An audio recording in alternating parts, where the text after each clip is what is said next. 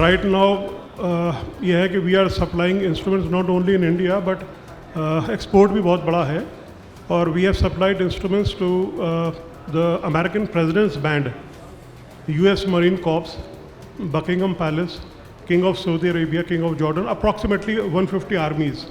मेरठ में 3 यूनिट आने के बाद आज मैं समझता हूँ 4 से 5 हज़ार यूनिट्स होंगी। मेरे ग्रैंडफादर ने शुरू किया था ये काम, मेरे फादर ने संभाला, आज से 4 साल पहले उनका देहांत हो गया, उसके बाद मैं देख रहा हूँ, मेरी उम्र भी 55 साल के आसपास हो गई है, अब मेरा बेटा भी आ गया है। मतलब ये 4 जनरेशन्स हैं, 4 जनरेशन की मेहनत है, आज हम लोग जो इस मुकाम पर हैं। इस सेशन में आपको सबसे ज़्यादा इंटरेस्ट आने वाला है, क्योंकि सेशन का नाम ही जिस तरीके से है मेरठ के लाल।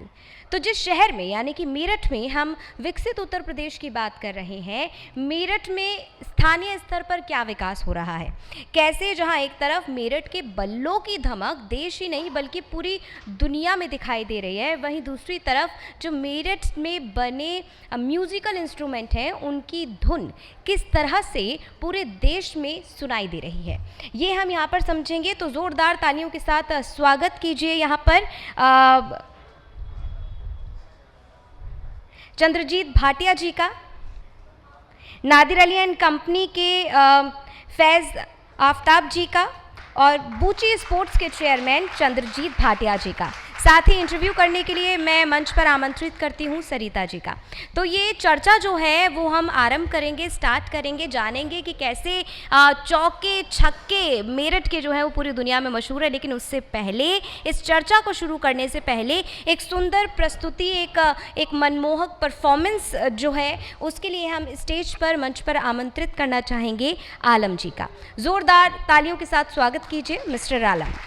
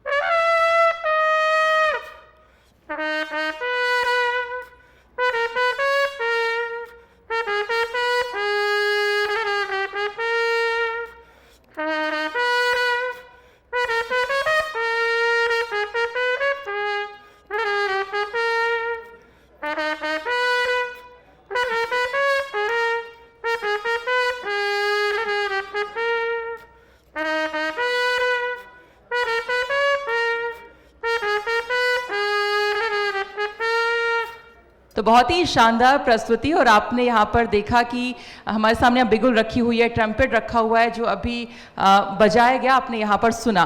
और जब, जैसा मैं बता रही थी कि जो पहला अधिवेशन हुआ था आरएसएस का, तब जो बिगुल आप यहाँ पर देख रहे हैं यही बजाया गया था। और जो आर्मी के कार्यक्रम होते हैं अक्सर आपने जो धुन सुनते हैं कई बार उसमें वो बिगुल की होती है।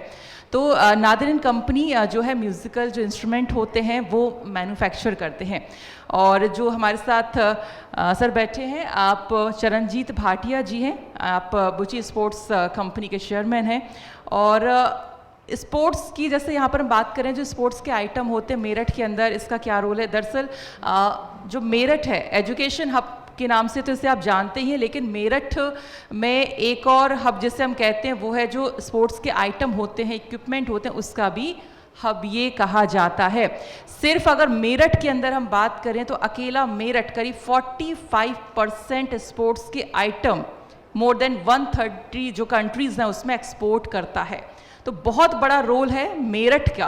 तो मेरठ के अंदर एक स्पोर्ट्स आइटम की कंपनी को खड़ा करना, उसकी शुरुआत करना और इंटरनेशनल लेवल पर उसको लेकर जाना, और इतनी सारी, चाहे वो न्यूजीलैंड है, ऑस्ट्रेलिया है, कई सारी कंट्रीज़ में इनके जो आइटम्स हैं वो एक्सपोर्ट होते हैं, इनका कह सकते हैं एक नाम बनाना, ये सब कैसे हुआ आपसे ही हम जानेंगे। और नादिर एंड कंपनी ने भी कैसे इस कंपनी को इतना जो है आगे बढ़ाया, स्टार्टअप से लेकर अब तक की जो पूरी जर्नी है, आप दोनों से हम बातचीत करेंगे। सबसे पहले चंद्र जी आपसे हम बात करते हैं।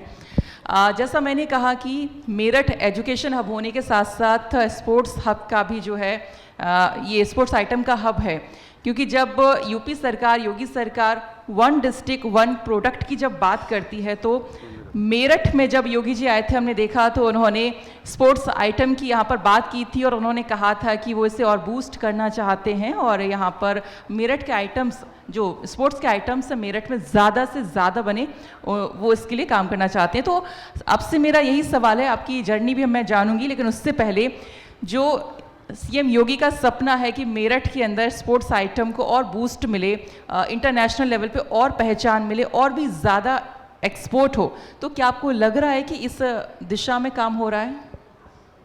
धन्यवाद आपका बहुत बहुत, यूपी तक का ये बात आपने सही कही है। एक तो सबसे पहले मैं धन्यवाद करूंगा सीएम योगी जी का कि ओडीओपी में उन्होंने हमारी इंडस्ट्री को, स्पोर्ट्स को लिया वन डिस्ट्रिक्ट में, ठीक है। दूसरा, जिस तरीके से मतलब इंडस्ट्री इस सरकार में डेवलप हो रही है और बेखौफ जो पहले हम लोग नहीं कर पाते थे, आज हमारे को उस चीज़ों से तो बहुत राहत मिली है कि हम लोग जिस तरीके से काम कर रहे हैं, और पहले शहर का या पूरे यूपी का आपको भी पता क्या हाल था, लेकिन इस चीज़ की बड़ी प्रोटेक्शन मिली है और काम कर रहे हैं। और स्पोर्ट्स इंडस्ट्री तो हमारी मेरठ में मतलब एक अच्छा एक्सपोर्ट भी कर रही है और इंडिया का काम तो कर ही रहे हैं हम लोग। और मैं समझता हूँ कि पहले के मुकाबले हमारी स्पोर्ट्स, चाइना में भी बहुत स्पोर्ट्स होता है, प्रोडक्शन चाइना में भी होती है, तो चाइना के बहुत सारे ऐसे प्रोडक्ट्स आ चुके हैं जो हम इंडिया में बना के हम लोग एक्सपोर्ट भी कर रहे हैं। ठीक है, यानी कि आप ज़्यादा से ज़्यादा जो प्रोडक्ट्स हैं स्पोर्ट्स से रिलेटेड वो आप मैन्युफैक्चर कर रहे हैं। जी जी, ठीक है। अब जैसे जैसा मैंने कहा कि हमारे पास यहाँ पर बच्चे बैठे हुए हैं, तो अगर कोई ऐसा है जो अपना बिजनेस या अपना स्टार्टअप करना चाहते हैं और आप जो है अनुभवी हैं, आपने ज़ीरो से शुरुआत की होगी और आज इतना बड़ा मुकाम आपने हासिल किया है, तो चैलेंजेस जाहिर सी बात है रहते ही रहते हैं। बिना चैलेंजेस के या बिना परेशानियों के या दिक्कतों के आप कोई मुकाम हासिल नहीं कर सकते हैं। तो आप बताइए कि जब आपने इसकी शुरुआत की थी तो एकदम सबसे स्क्रैच से, मतलब कैसे शुरुआत की थी और आपने सोचा था कि इतनी बड़ी कंपनी बन जाएगी? देखो, चैलेंज तो ऐसे थे हमारी स्पोर्ट्स इंडस्ट्री के लिए। ये पहले स्पोर्ट्स इंडस्ट्री होती थी सियालकोट में, नाउ इन पाकिस्तान, जब हिंदुस्तान पाकिस्तान सब एक ही था। ये सन 48 की बात कर रहा हूँ। 48 में कुछ यूनिट्स, कुछ जलंधर आ गई थी, कुछ मेरठ आ गई थी। तो मेरठ में जो यूनिट्स आई थी उसमें एक हमारी यूनिट भी थी, बूची स्पोर्ट्स के नाम से, और 1934 की हमारी एस्टेब्लिशमेंट है और उस वक्त कंपनी का नाम होता था बूची लिमिटेड। तो बूची लिमिटेड से हम लोग फिर वापस इधर मेरठ, कुछ लोग रुक गए, कुछ जलंधर रुक गए। मेरठ में 3 यूनिट आने के बाद आज मैं समझता हूँ 4 से 5 हज़ार यूनिट्स होंगी। मेरे ग्रैंडफादर ने शुरू किया था ये काम, मेरे फादर ने संभाला, आज से 4 साल पहले उनका देहांत हो गया। उसके बाद मैं देख रहा हूँ, मेरी उम्र भी 55 साल के आसपास हो गई है, अब मेरा बेटा भी आ गया है। मतलब ये 4 जनरेशन्स हैं, 4 जनरेशन की मेहनत है, आज हम लोग जो इस मुकाम पर हैं। तो 4 से 5 हज़ार यूनिट्स जो हैं स्पोर्ट्स आइटम्स की जो मेरठ के अंदर हैं, और कोई छोटी बात नहीं है। तो यानी कि हमारे देश में अगर हम मेरठ ज़िले की बात करते हैं, जो मैंने शुरुआत में भी कहा था कि सिर्फ 45% अकेले मेरठ से एक्सपोर्ट हो रहा है मोर देन 130 कंट्रीज़ में, बहुत बड़ी बात होती है। मैं थोड़ा सा आप फैज़ जी के पास आना चाहूँगी।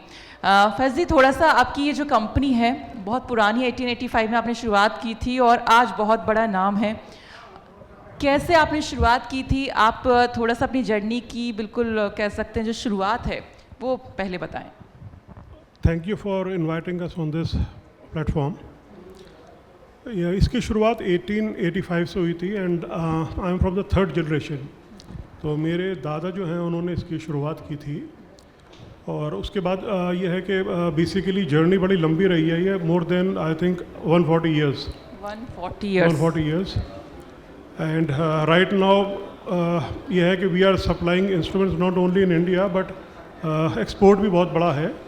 और we have supplied instruments to the American president's band, US Marine Corps, Buckingham Palace, King of Saudi Arabia, King of Jordan, approximately 150 armies. तो अभी लेकिन मौजूदा हालात में आई थिंक जो गवर्नमेंट ने इनिशिएटिव लिया है उससे बहुत बूस्टअप हुआ है इस इंडस्ट्री का। चाइना से जितना काउंटरफीट और फेक इंस्ट्रूमेंट्स जो है जो आ रहे थे, वो होम मिनिस्ट्री ने इनिशिएटिव लेकर we had a series of meeting जो है bureau of police research and development, and ultimately it was an exercise of some 6 to 7 months। और उसके बाद इन्होंने फिर ये करा कि चाइना से जितने लिए जाने वाले इंस्ट्रूमेंट्स हैं उनको रोक कर कंडीशन डाल दी कि OEM ओरिजिनल इक्विपमेंट मैन्युफैक्चरर जो हैं आप केवल उनसे प्रोक्योर करेंगे। तो अब जितना army, navy, air force, state police, paramilitary है, plus all the state bands as well, और वो काफ़ी बड़ी तादाद है। स्कूल के अंदर अब हर स्कूल के अंदर एक एक दो दो बैंड्स हैं, तो आप उससे ही आइडिया लगा लीजिए। और लाखों जो है गांव हैं उनके अंदर जितने भी बैंड्स जा रहे हैं, आपके शादी में जितने बैंड्स हैं उसमें थोड़ा सा इन्फीरियर क्वालिटी इंस्ट्रूमेंट जाते हैं, लेकिन मार्केट बहुत ग्रो करा है, all thanks to the government. आगे बस मैं इसमें एक चीज़ ज़रूर ऐड करना चाहूँगा, कुछ स्ट्रिंजेंट लॉज बहुत ज़रूरी हैं इसमें। जो है जो फेक लोग मोहर लगाकर इंस्ट्रूमेंट्स जो है वो हमारे बेच रहे हैं, वो रोकना बहुत ज़रूरी है। उससे बहुत डैमेज हो रहा है, जिन इंस्टीट्यूशंस को जा रहे हैं उनको भी डैमेज हो रहा है, वो फेक इंस्ट्रूमेंट्स ले रहे हैं। और हमको एक परसू करने में, इसको रोकने में जो लॉज हैं वो बहुत फेवरेबल नहीं हैं। आप दोनों से मेरा एक जैसा सवाल रहेगा, एक एक करके आप जवाब दीजिएगा। आप दोनों बिजनेस कर रहे हैं, जो प्रोडक्ट हैं आपके, एक मेरठ एक ज़िले से शुरुआत करना और इतनी बड़ी सोच रखना कि सैकड़ों कंट्रीज़ में जो है आप एक्सपोर्ट कर रहे हैं अपने प्रोडक्ट्स को। तो हम चैलेंजेस की बात करते हैं। मान लीजिए कोई भी बच्चा आज स्टार्टअप करता है या कोई प्रोडक्ट वो मैन्युफैक्चर आप कर रहे हैं, मान लीजिए अपनी कंपनी स्टार्ट करते हैं, उस प्रोडक्ट को आपको विदेशों में भेजना है, एक्सपोर्ट करना है, तो किस तरह के चैलेंजेस आप फेस करते हैं? क्या कुछ दिक्कतें आती हैं और कितना वक्त लगता है? भाटिया जी आपसे पहले। देखो, ऐसा है कि आजकल बहुत ऐसे प्लेटफॉर्म्स या बहुत ऐसे ट्रेड फेयर्स होते हैं कि बहुत बाहर फॉरेन का आ जाता है। गवर्नमेंट बहुत इस चीज़ के लिए सहायता दे रही है, और हम लोग जैसे स्टॉल्स भी लगाते हैं उसमें सब्सिडी भी मिलती है हमारे को। तो अभी आसान है एक्सपोर्ट करना। वो समय चले गया कि आज मेरे को ऑस्ट्रेलिया एक्सपोर्ट करना है कि मेरे को ऑस्ट्रेलिया जाना ही पड़ेगा। आज तो वैसे भी सोशल मीडिया और ये सब चीज़ें इतनी ईजी हो गई हैं। बाकी सरकार इसके ऊपर बहुत अच्छा कर रही है सब जगह। मतलब अभी हमारी स्पोर्ट्स इंडस्ट्री में ही all India sports good federation का एक्सपोर्ट प्रमोशन का एक फेयर लगने वाला है द्वारका में। तो उसमें क्या होता है कि जितने भी कंट्रीज़ के बायर्स हैं वो सब एक जगह आते हैं, हम लोग अपने स्टॉल्स लगाते हैं, और उन स्टॉल्स का भी जो खर्चा आता है, मतलब मैं समझता हूँ 70 to 80% सब्सिडी भी हमें मिलती है। तो अब एक्सपोर्ट करना कोई बहुत मुश्किल नहीं रहा है। तो सरकार की तरफ से किस तरह की मदद मिलती है? मान लीजिए जैसा मैंने कहा कि कोई भी स्टूडेंट है, अपनी मैन्युफैक्चर कंपनी स्टार्ट करता है, प्रोडक्ट उसको एक्सपोर्ट करना है, तो किस तरह का जो हेल्प सपोर्ट रहता है गवर्नमेंट की तरफ से? गवर्नमेंट का सपोर्ट तो यही होता है, गवर्नमेंट तो चाहती है जितना ज़्यादा एक्सपोर्ट हो, शुरू से आज से नहीं, शुरू से होता है। अब उसमें ये है कि सबसे पहली बात तो ये कि एक एज अ मैन्युफैक्चरर मैं ये कहना चाहूँगा कि अगर हम पूरे वर्ल्ड में अपना नाम लेके अपना प्रोडक्ट लेके जा रहे हैं तो हमें क्वालिटी में बहुत ध्यान देना है।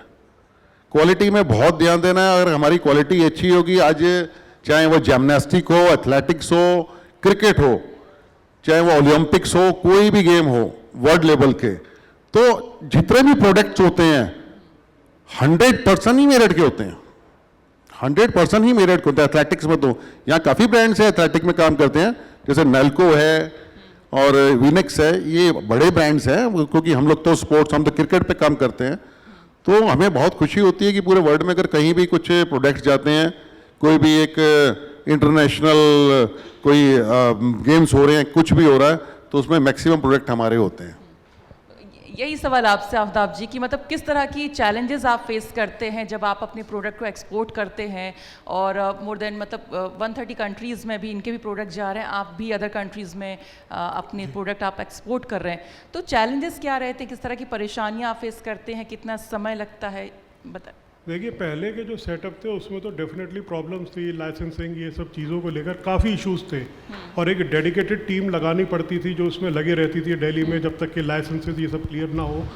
लेकिन जैसे कि अभी भाई साहब बता भी रहे हैं, बहुत सहूलियत कर दी है गवर्नमेंट ने। गवर्नमेंट का फोकस इस चीज़ पर ऑब्वियसली अगर एक्सपोर्ट होता है, फॉरेन एक्सचेंज आती है, कंट्री की इकॉनमी बूस्ट अप होती है, तो ये मौजूदा सेटअप, मौजूदा गवर्नमेंट जो है पूरी इंटरेस्टेड है इसमें कि ये आउट ऑफ द वे जाकर भी हेल्प कर रहे हैं कि इसमें कि आपको सहूलियत हो जाए एक्सपोर्ट के लिए एटलीस्ट जो है। तो that way that's very, the system is quite responsive. Administration level पर भी मैं देख रहा हूँ, अगर कोई पेपर हम मूव करते हैं तो वो ईजिली चल जाता है, वो रेड टेपिज्म में इतना नहीं अब जो है फंस रहा है जैसे पहले की गवर्नमेंट्स में रही है प्रॉब्लम। तो पहले के मुकाबले अब कितना आसान हो गया है ये सब करना? जैसा हमने कहा कि सरकार से भी अब सपोर्ट मिल रहा है, क्योंकि सरकार भी चाहती है कि ज़्यादा से ज़्यादा स्टार्टअप्स जो है युवा करें और एक्सपोर्ट आप जो प्रोडक्ट्स आप कर रहे हैं, तो इसमें जो सरकार का रोल है वो क्या है, किस तरह से मदद मिलती है? क्योंकि हम और जैसे बच्चे मान लीजिए समझना चाहते हैं कि हम अपना कोई कंपनी बना के या स्टार्टअप करके कोई प्रोडक्ट हम मैन्युफैक्चर करते हैं, उसको हम एक्सपोर्ट करना चाहते हैं, तो सरकार हमें और क्या क्या मदद करती है? देखिए, गवर्नमेंट की तरफ से तो वेरियस स्कीम्स हैं कि जिसके अंदर आप कोई स्टार्टअप करना चाहते हैं तो आप अप्रोच कर सकते हैं। बाकी जैसे हमारी जो लाइन ऑफ वर्क है वो एक बड़ा लिमिटेड एनवायरनमेंट में है। ऑब्वियसली करीबन 5000 लोग ऐसे हैं, टेक्नीशियंस हैं, सब लोग हैं जो लेबर है, स्किल्ड लेबर है जो इससे जुड़ी हुई है स्ट्रेट से जो है। बाकी गवर्नमेंट लेवल पे अभी तक हमने अगर कोई नया बिजनेस भी या किसी का सेटअप स्टार्टअप कराने के लिए कोशिश करी है तो एक वो रिस्पॉन्सिव रहा है, मतलब डिस्ट्रिक्ट एडमिनिस्ट्रेशन से भी ऊपर तक जब मूव किया है तो वो बहुत रिस्पॉन्सिव जो है रहा इसके अंदर। अच्छा, आप दोनों ने बहुत ही स्क्रैच से शुरुआत की है भाटिया जी, आपने भी मतलब एक मेरठ एक छोटे से ज़िले से जब आप शुरुआत करते हैं तो ये उम्मीद करना कि आप मोर देन 130 कंट्रीज़ में अपने प्रोडक्ट एक्सपोर्ट करेंगे, आपका भी कुछ ऐसे, तो ये पॉसिबल कैसे हो पाया? क्योंकि एकदम ज़ीरो से शुरुआत करना और इतना बड़ा सपना देखना और उस पर टिके रहना, ये कैसे संभव हो पाया? ये सब चीज़ें तो सच्चाई बताऊं कि ये हम लोगों की मेहनत है। हमारे मतलब बड़े ग्रैंडफादर फादर उस वक़्त से लगे हुए थे, आज उसी चीज़ को हम चलाते आ रहे हैं। मेरा बेटा भी है, वो भी वही क्वालिटी को लेके कोशिश पूरी हम करते हैं कि अच्छा सच जाए। अब यूरोप मार्केट है, वहाँ पे वो सब चीज़ें ऐसी जाती हैं कि मतलब कि उस यूरोप स्टैंडर्ड चाहिए ही चाहिए। तो उस चीज़ को लेके अब हमारे पास जो लेबर्स भी है वो भी बहुत मतलब टेक्निकल लेबर है, बहुत अच्छा काम करते हैं और हम भी पूरा ध्यान देते हैं। 12-12 घंटे आज भी मैं काम करता हूँ, सुबह 8 बजे से लेकर शाम को 8 बजे तक फैक्ट्री रहना पड़ता है। ये बहुत मेहनत है जी। आप थोड़ा सा बताएं क्योंकि शुरुआत में कितनी मेहनत लगती है और वो मेहनत क्या आज बरकरार है या फिर आप थोड़ा सा रिलैक्स फील करते हैं कि नहीं अब ब्रांड बन गया है, देखिए अच्छा चल रहा है तो रिलैक्स हो गए? जी नहीं, वेरी फ्रैंकली जो है जो बहुत मेहनत का पार्ट था वो मेरे दादा ने कर दिया था। उन्होंने एक प्लेटफॉर्म दे दिया था हमको कि इसको हम जहाँ तक ले जाना चाहें वहाँ तक ले जा सकते हैं। बट येस ऑब्वियसली बहुत डेडिकेशन, सिंसियरिटी और हार्ड वर्क इन कॉम्बिनेशन जो है जिससे कि आप आगे राइज कर सकते हैं। और इसमें डेफिनेटली इतना टाइम कंज्यूमिंग है कि I am in the factory at 8 and there are times जब 7-8 भी बज जाते हैं रात में जब हम अपने घर पहुंच पाते हैं। मतलब मेहनत आज भी कर रहे हैं, दिन रात आज भी नहीं देखते, कई बार लेट आवर्स हो जाते हैं, आपको भी ये कह सकते हैं? डेफिनेटली बिल्कुल है, बगैर हार्ड वर्क के आई डोंट थिंक कि इसको मेंटेन भी किया जा सकता है। अच्छा, एक सवाल है, मतलब कि आजकल जैसे हम युवाओं की बात करते हैं तो कुछ युवा सरकारी नौकरी की तरफ इंटरेस्ट दिखाते हैं, कुछ प्राइवेट सेक्टर की तरफ दिखाते हैं और कुछ होते हैं स्टार्टअप करने की भी सोचते हैं बट उनको समझ नहीं आता है कि कैसे शुरुआत करें। सबसे पहले जो एक सवाल उनके मन में आता है वो यही कि फ़ंड कैसे आएगा, कैसे इन्वेस्टमेंट करेंगे, जो शुरुआती दौर में चाहिए होता है। तो कैसे मतलब स्टार्टअप की शुरुआत की जाए? बतौर युवा अगर जैसे मैं पूछना चाहूँ तो क्या आइडिया आप देना चाहेंगे?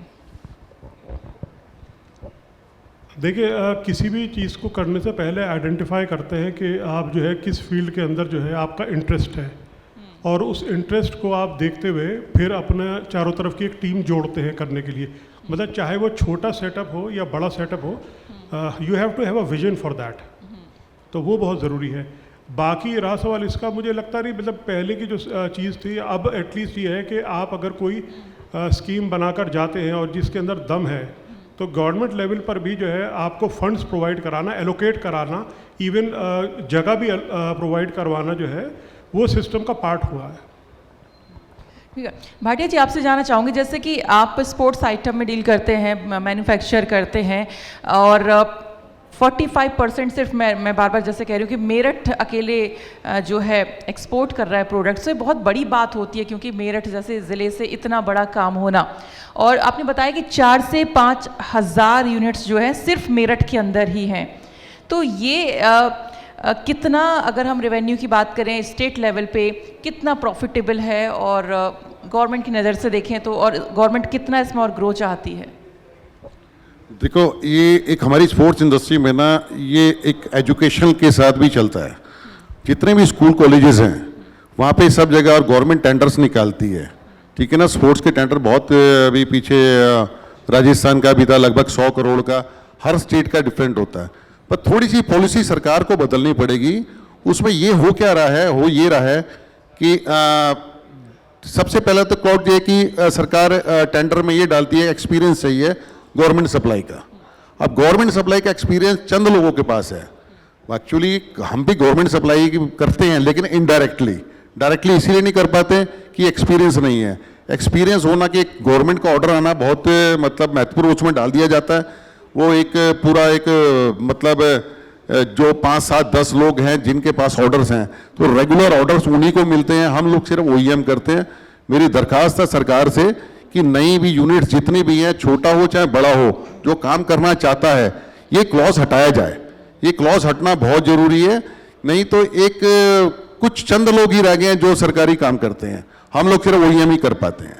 तो ये जैसे मैंने कहा था चैलेंजेस की हम बात कर रहे थे कि किस तरह के फेस करने पड़ते हैं, तो जो आपने अभी जो कहा है मुझे लगता है बहुत बड़ा चैलेंज है ये बहुत बड़ा चैलेंज है और ये चैलेंज हटना बहुत जरूरी है। मैं समझता हूं कि स्पोर्ट्स इंडस्ट्री में 10 या 12 लोग हैं जो काम करते हैं, सरकारी काम करते हैं, ठीक है ना, जैम पोर्टल पे। तो हम लोग उससे कम प्राइजेस पे और उससे अच्छी क्वालिटी दे सकते हैं।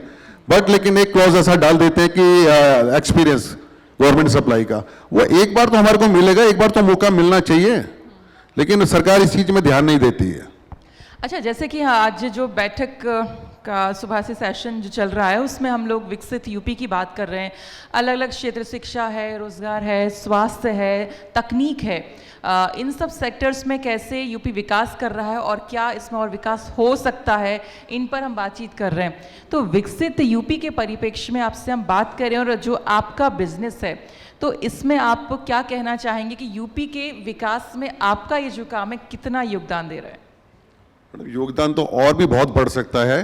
कुछ सुविधाएं सरकार से भी चाहिए, सुझाव भी दे सकते हैं। हाँ, सरकार से सुविधा ये चाहिए कि हमारे पास कुछ भी ऐसा कोई हमारे को क्लस्टर नहीं है, कोई हमारे को एक कोई इंडस्ट्रियल प्लान हमारे को करके दे लैंड के लिए, जो हमारे पास यहाँ जगह नहीं है। अच्छा, कुछ चीज़ें आती हैं वो जो शहर के आसपास के इंडस्ट्री एरिया रह गए हैं, आज वहाँ पर प्राइस ऐसे पहुँच गए हैं, मतलब मेरठ में तो मैं समझता हूँ 40-50 हज़ार रुपये गज का रेट हो गया है। आज कोई भी यूनिट लगाएगा 1000-2000 गज जगह चाहिए होती है, तो छोटी सी यूनिट के लिए मैं बोल रहा हूँ, लेकिन वो प्राइस इतना ऊपर पहुँच जाता है। सरकार को चाहिए बहुत मतलब 2000-3000 रुपये या 3-4 हज़ार में हमारे को एक इंडस्ट्रियल क्लस्टर बना के दे, और इसके लिए बहुत समय से डिमांड चल रही है और मैं समझता हूँ बहुत समय से कुछ ऐसा कुछ भी नहीं हुआ है।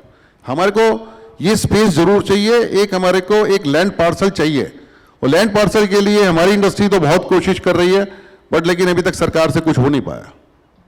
यही सवाल आपसे, आपको भी क्या इस तरह की दिक्कतें फेस करनी पड़ती हैं? मैं इनकी भाई साहब के बात से सहमत हूँ। सुझाव भी दे दीजिएगा जी, मैं इनकी बात से सहमत हूँ। पहले तो जो बात इन्होंने इसके टेंडर की कही थी, that is quite true. GeM portal पे सब उसके अंदर कंडीशंस इतनी सख्त रख दी गई हैं कि वो लिमिटेड लोग ही हैं जो पार्टिसिपेट करेंगे और जिनको वो टेंडर मिलेंगे, others will not get a chance. ये बिल्कुल सही है, उसमें कुछ हम भी चाहेंगे कि चेंजेस हों। सेकेंडली, जो लैंड अलॉटमेंट की बात है वो बिल्कुल ठीक है। हमारी भी इंडस्ट्री क्योंकि मेरठ सिटी के अंदर है, and now with the coming laws it is going to become quite difficult कि हम उसको आगे चला पाएँ, तो उसके लिए बात हमारी भी चल रही है। लेकिन वो जो प्रोसेस है वो बहुत स्लो है, वो स्पीड अप करने की ज़रूरत है। अभी नेक्स्ट मंथ हम लोग फिर ट्राई करने जा रहे हैं, बल्कि हमारे एसोसिएशन से सेक्रेटरी भी बैठे हुए हैं, इनका भी बहुत बड़ा रोल रहा है इसके अंदर, जो है जो GI टैग का हम लोगों को मिला है सब चीज़ जो है। तो एसोसिएशन से फिर करके एक बार हम लोग प्रयास करेंगे इसके लिए, लैंड अलॉटमेंट के लिए, लेकिन उसके लिए गवर्नमेंट को थोड़ा प्रोसेस को स्पीड अप करना पड़ेगा। हाँ बिल्कुल, क्योंकि यूपी में और विकास कैसे रफ्तार पकड़े, इसके लिए आप सभी जो बिजनेसमैन हैं आप लोग अपने अपने सुझाव दे सकते हैं, क्योंकि 2047 का जो विज़न है उसको देखते हुए सुझाव भी बहुत ज़्यादा ज़रूरी हो जाते हैं।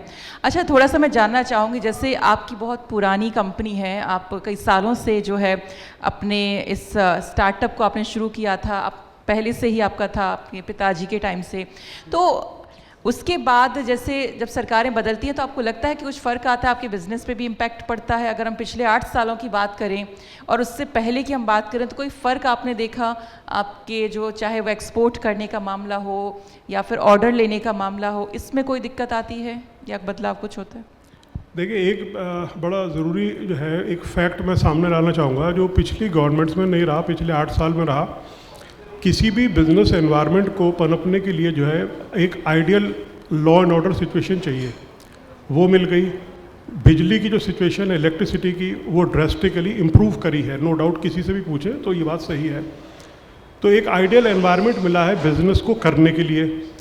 बाकी कुछ चीज़ें हैं, देखिए, जो गवर्नमेंट से इंटरेक्ट करके हम लोगों को इंटरेक्ट करना पड़ेगा, गवर्नमेंट को अवगत कराना पड़ेगा कि ये इश्यूज़ आ रहे हैं जिसकी वजह से इंडस्ट्री जो है थोड़ा सा पीछे चल रही है जी।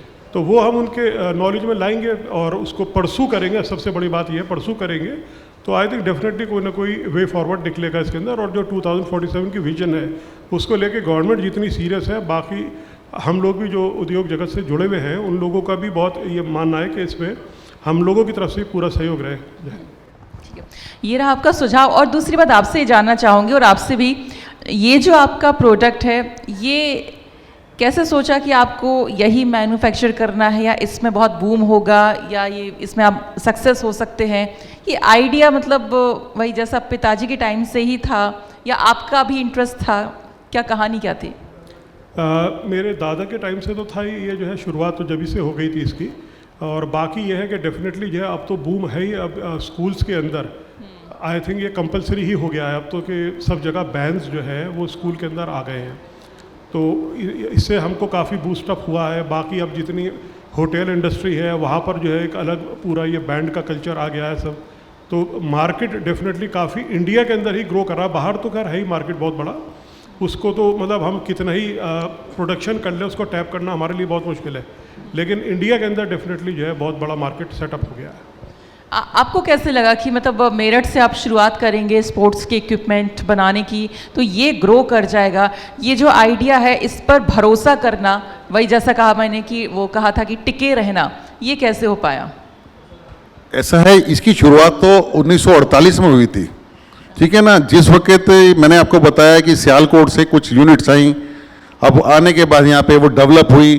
डेवलप होने के बाद ऐसा नहीं कि मेरठ ही पर्टिकुलर चाहिए था, ऐसे जलंधर भी हो गया, मेरठ भी हो गया, पर यहाँ से शुरुआत हो गई ना तो धीरे धीरे इंडस्ट्री बनती चली गई, यूनिट्स लगती चली गई, रॉ मटेरियल की अवेलेबिलिटी हो गई, फिर लेबर हो गई यहाँ पर। तो यही कारण है मेरठ में होने का।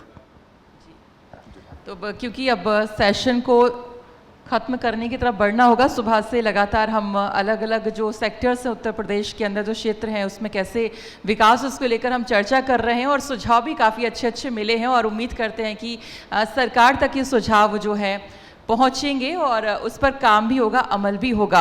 और साथ ही साथ इक्विपमेंट बहुत अच्छे हमारे सामने यहाँ पर रखे हैं। एक बुगुल है, दूसरा कौन सा है सर? ट्रम्पेट। हाँ, ट्रम्पेट है। तो ये बहुत ही शानदार बजाया था, तो हम चाहेंगे जाते जाते एक और प्रस्तुति अगर हो सकती है। हाँ प्लीज़, बहुत बहुत खूबसूरत आपने जो है प्ले किया था, बहुत सुंदर, एक बार और।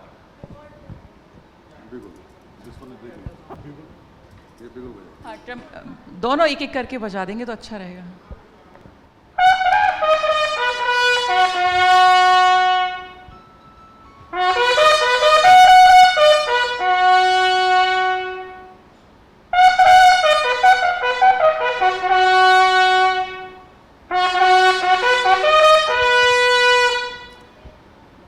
ये भी